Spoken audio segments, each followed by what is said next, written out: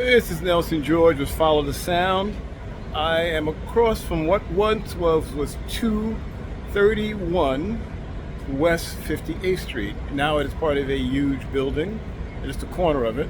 But once it was a small office building.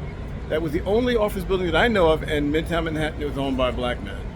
Charles Huggins owned that building, and the building was the epicenter of a very powerful R&B juggernaut of the 80s, Hush Productions. Hush Productions managed acts. They had a publishing company. They had a record label called Orpheus, distributed by Capitol, and they had a really incredible run. Freddie Jackson began his run as an R&B star, had 5 straight up R&B number ones.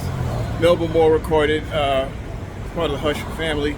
Kashif, who was an innovator in the use of technology and R&B, he was connected to Hush for management, even though he signed to Arista Records. Lala LaForest Cope, great songwriter, who wrote "You Give Good Love" for Whitney Houston, produced by Kashif, worked was associated with Hush. Najee, the saxophonist.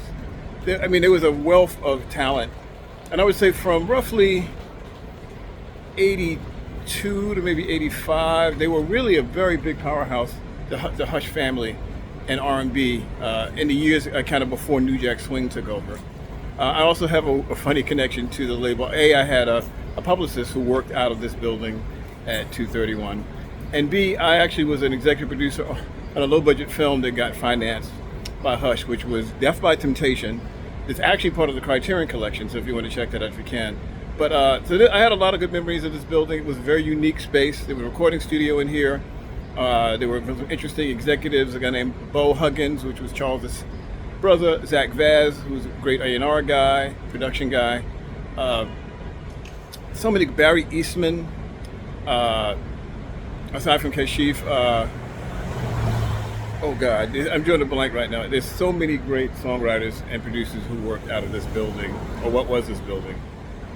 231. Oh, Paul Lawrence Jones. I can't forget Paul Lawrence Jones, who wrote "Rock Me Tonight" for All Time's Sake, and many of Freddie's hits. Got to mention Paul.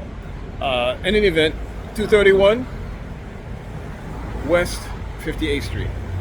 Follow the sound. Please subscribe. More stories to come.